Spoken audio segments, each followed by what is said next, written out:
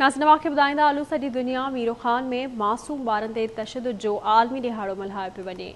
तफ़सील सदत दुनिया जी रिपोर्ट में।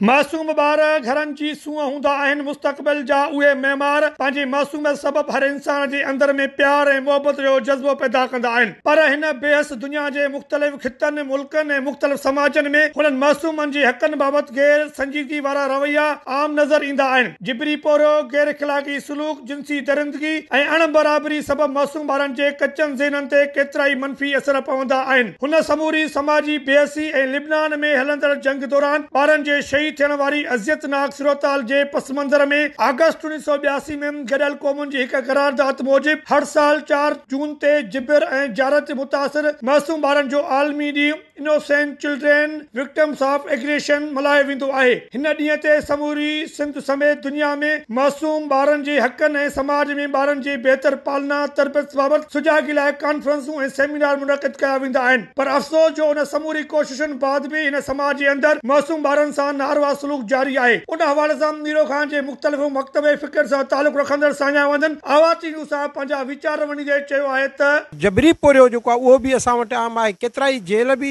निकिता विया।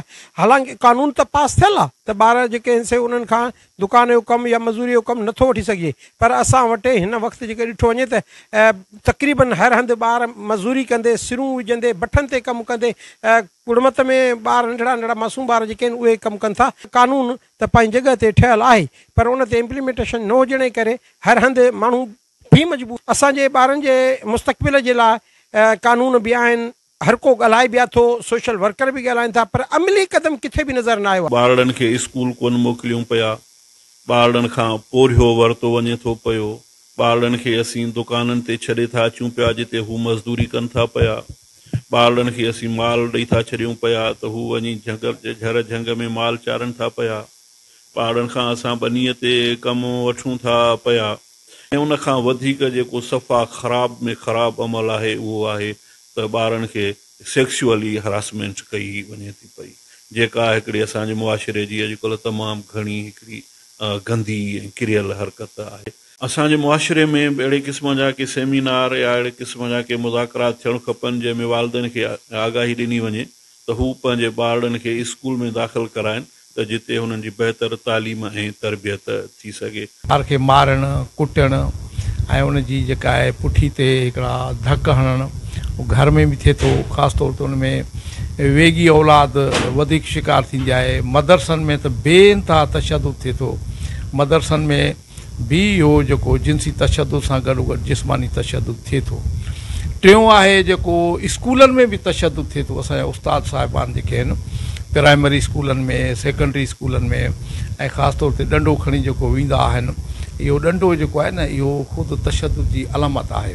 ख़ासि तौर ते उहे औलाद, उहे ॿार उन शिकार थियनि था जेके डिप्राइव्ड आहिनि, महरूम आहिनि, जंहिंजा वालिदैन कोन्हनि खे, पीउ कोन्हे या माउ कोन्हे, या कमज़ोर क़बीलनि जा माण्हू आहिनि, कमज़ोर तबिक़नि जा माण्हू आहिनि। उन्हनि ॿारनि खे जिन्सी जिस्मानी सां गॾोगॾु नफ़सियाती तशदुद जो शिकार थियणो पए थो।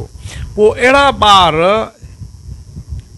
अॻिते हली करे जेको अॼुकल्ह ॾिठो वञे थो त नासूर साबित थियनि था हिन समाज लाइ। ज़रूरत इन ॻाल्हि जी आहे त हुकूमत खे घुर्जे त मासूम ॿारनि ते थींदड़ जिबिर ऐं तशदुद ख़िलाफ़ सख़्तु कानून ठाहिण सां गॾु ठहियल कानूननि ते अमल पिणु कराए ॿारनि जे तहफ़ुज़, तालीम, सिहत जा जोगा बंदोबस्त करण लाइ जागरूकता पैदा कई वञे। नंढी उमिरि जूं शादियूं ऐं तशदुद जी रोकथाम जे अमल खे यकीनी बणायो वञे त जीअं मुस्तक़बिल जे हिननि महिमारनि खे तालीम ऐं तरबियत सां गॾु हिकु ख़ुशहाल ऐं आज़ाद ज़िंदगी जीअण जो हक़ हासिल थी सघे। कैमरामैन अज़हर अली बबर सां गॾु सफदर अली तुंहिंजो आवाज़ न्यूज़ मीरो खान।